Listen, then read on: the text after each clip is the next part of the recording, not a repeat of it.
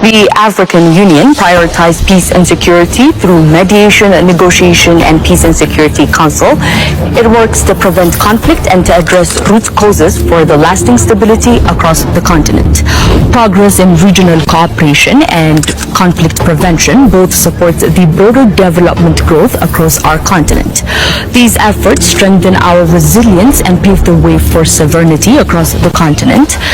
And all African leaders will be focusing to reinforce these mechanisms on the 39th session of the African Union Assembly from February 14th to 15th, 2026, right here in Addis Ababa. Ladies and gentlemen, guess what? The African Union has long been a symbol of hope for millions of young Africans. Yet, despite being established decades ago, its effort to improve the lives of young people have been largely ineffective since, ladies and gentlemen, leaving many disillusioned. How can African Union foster greater collaboration among its member states to tackle common challenges and achieve regional stability, regional peace all over the continent? This is what the African Union has been working on from the time it was created, even before when we had the Organization for African Unity. It requires individual and collective forces that come together for a common goal. And I think it's never easy, but we continue to work towards that and to make this happen. So what we have to continue to do is dialogue. That's really critical. Number two, understanding the different positions that different countries may have.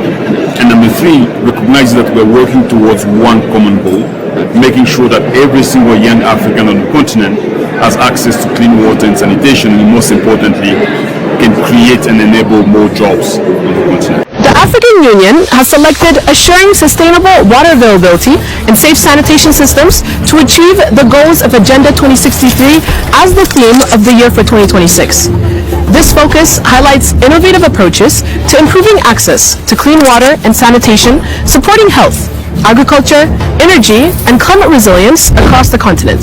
Significant advancements include expanded infrastructure projects, regional cooperation on shared water resources, and commitments to resilient solutions amid environmental pressures. The African Union's plans to address job creation and of course provide clean water and sanitation, ladies and gentlemen, have been widely criticized or slammed, with many young people feeling they have been lied to. This failure to live up to expectations, ladies and gentlemen, has exacerbated or intensified anger across the continent, particularly as African countries struggle with poverty, unemployment, and of course social instability. The African Union, ladies and gentlemen, founded in 2002 as the successor to the Organization of African Unity, for short OAU, was meant to unify African states or countries, promoting peace, stability, and of course development. Its mission was clear: to create a better future for Africans' youth and of course secure sustainable development. Yet, nearly 2 decades into its existence, the promises made by the AU or African Union have often fallen short.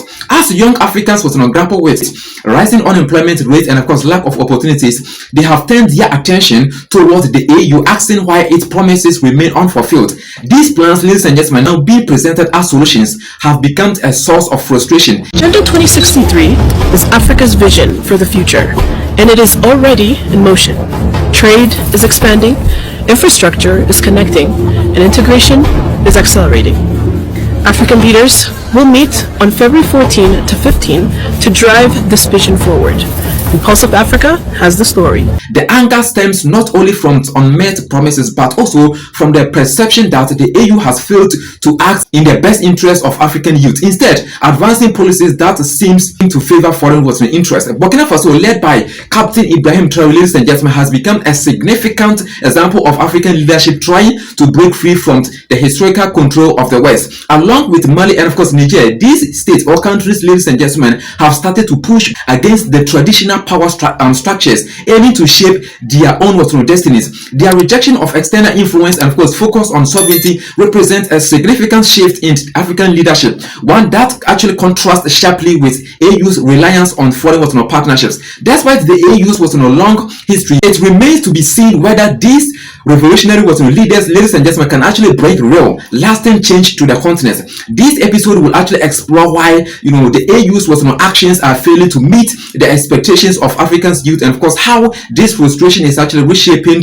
the continent's future. Now, precious family, before we actually dive deeper into this, please make sure again to support this Pan-African community by liking, subscribing, and don't forget to actually turn your notification bell so that whenever we drop analytical development about Africa, you can actually be within the first circle to be notified by YouTube. The AU's latest plans centered around job creation, water, and of course sanitation have been met with widespread skepticism, or let's say that doubtness. These plans, which aimed to address Africa's chronic unemployment and of course infrastructure issues, have actually sparked anger, particularly among young Western Africans. The frustration is not only because these promises have actually been made before, but also because they have actually failed to come into reality or materialize. African leaders, including those at the helm of the AU or African Union, have actually repeatedly promised that significant investment in agriculture, infrastructure, and job creation will actually come. Yes, decades of unfulfilled promises have actually made these claims seem hollow to many young Africans. With a young population growing exponentially, unemployment remains one of the most pressing challenges. In fact, young Africans, ladies and gentlemen, are more likely to be jobless than their counterparts in other parts of the world. The gap between promises and of course action continues to widen, leading to growing dissatisfaction as many African countries or states, particularly in West and Central Africa, ladies and gentlemen, begin to take matters into their own hands. They are actually finding more success. For instance, the recent efforts of Burkina Faso, Mali, and of course Niger to focus on regional autonomy and of course self-sufficiency are standing in stark contrast to AU's policies, which are often seen as too reliant on the West. Captain Ibrahim Traore's leadership in Burkina Faso, ladies and gentlemen, which emphasizes revolutionary change and a rejection of external influences, stands as a powerful counterpoint to the AU's more traditional approach. Mali and of course Niger, under similar leadership, have also begun their own movement, which aimed to ensure that Africa's resources are used for the benefit of its people rather than being transferred or siphoned off by foreign powers. Ladies and gentlemen, these countries' success with the AES, for short, Alliance of Sahel State Initiative, is a prime example of how leadership in Africa can actually pivot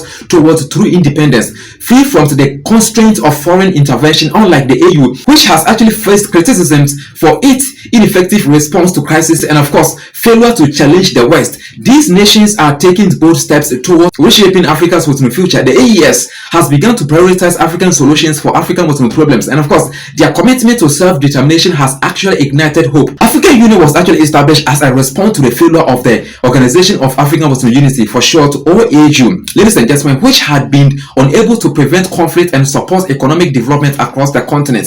The AU's founding in 2002 was supposed to mark a new chapter of unity and progress, but the AU's bureaucratic inefficiency and lack of accountability have led to a widespread perception that it is not delivering on its promises. Over the years, ladies and gentlemen, critics or enemies have pointed out that the AU has been more focused on diplomacy and maintaining relations with external powers than addressing Africa's internal issues. For instance, whilst the AU has made some progress on peacekeeping and of course conflict resolution, it has been criticized for not effectively tackling poverty or unemployment. Moreover, the AU's reliance on Western-backed financial institutions and of course foreign aid has led to many questions whether the organization is truly working in Africa's best interest. This has been especially evident in the context of the youth unemployment crisis. Despite repeated calls for the creation of jobs and better infrastructure, African youth continue to suffer from the high levels of unemployment, underemployment, and of course poverty. Burkina Faso, Mali, and Niger's new leadership has shown that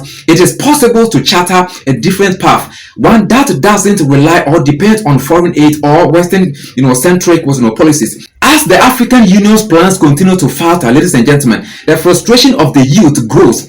The disillusionment is not just with the AU, but with a system that has failed to meet the needs of the African people for decades. The consequences of this failure, ladies and gentlemen, are deep or profound. Youth unemployment remains high, economic inequality persists, and of course Africa's potential is continually undermined by external forces. However, the leadership in Burkina Faso, Mali, and Niger offers hope. These countries have shown that it is possible to make real sustainable change by focusing on Africa's interests first. Their leadership has already begun to make strides towards regional cooperation, self-reliance, and of course economic independence. The AES initiative has quickly gained traction as a model for how African nations can actually collaborate to solve their own problems without relying on external forces or powers.